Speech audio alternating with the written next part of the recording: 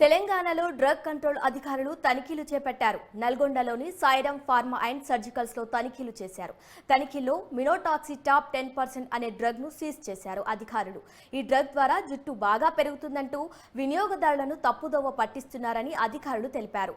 మినోక్సిటాప్ drug ను healing pharma India private India limited company తయారు చేస్తున్నట్లు డ్రగ్ కంట్రోల్ అధికారులు తెలిపారు.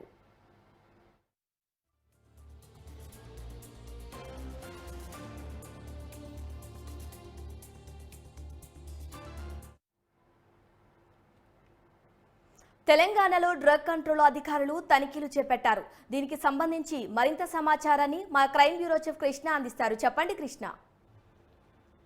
శిరీష, ఏదైతే తెలంగాణ ప్రాంతంలో ఔషధ నియంత్రణ అధికారులు ఒక్కొక్కటిగా అనేక ప్రాంతాల్లో దాడులు చేయడం జరుగుతుంది. అటు బ్లడ్ బ్యాంకులు, ఆసుపత్రుల నుంచి మొదలుకొని ఈ ఆర్ఎంపీ డాక్టర్లు నిల్వ చేసిన ఏదైతే ఈ మందుల వ్యవహారానికి సంబంధించి గుట్టునంతా కూడా రట్టు చేయడం జరుగుతుంది. తాజాగా ఏదైతే నల్గొండలో సాయిరామ్ ఫార్మా అండ్ సర్జికల్స్ లో తనిఖీ చేసిన అధికారులు అనేకమైన విషయాలను బయటికి రాబట్టారు. ఈ సాయిరామ్ ఫార్మా అండ్ సర్జికల్ లో తనిఖీ చేసి మినోక్సి టాప్ 10% అనే డ్రగ్ ని సీజ్ చేయడం జరిగింది. కొత్త వెంట్రుకలు పెరగడానికి ఈ మందును అమ్ముతున్నట్టుగా వినియోగదారులను అటు జనాలను మోసం చేసి వీరు పెద్ద ఎత్తున ఈ మార్కెట్ లో ఈ డ్రగ్ ని విక్రయాలు చేసి సొమ్ము చేసుకుంటున్నారని కూడా తెలుస్తుంది. అలాగే healing pharma India private limited తయారు చేసిన మినాక్సి టాప్ 10% అనే మందును కూడా అధికారులు గుర్తించి సీజ్ చేయడం జరిగింది. ఇటు ఏదైతే మినోక్సి టాప్ 10% అలా మినాక్సి టాప్ 10% ఈ రెండు కూడా పేర్లు కొద్దిగా తేడా ఉన్నా కూడా మందుల విక్రయాల వ్యవహారానికి సంబంధించి తల వెంట్రుకలు బాగా పెరగడానికి ఉపయోగపడుతుందని చెప్పేసి,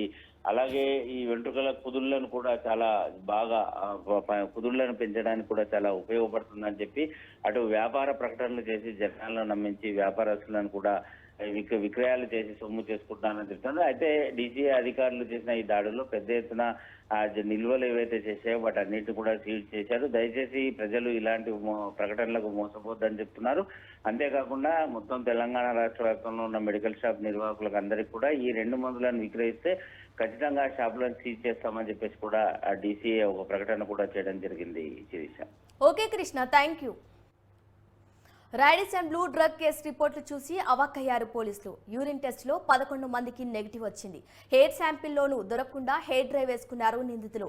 నెగిటివ్ వచ్చేందుకే నిందితులు వారం తర్వాత విచారణకు హాజరైనట్లు పోలీసులు అనుమానం వ్యక్తం చేస్తున్నారు.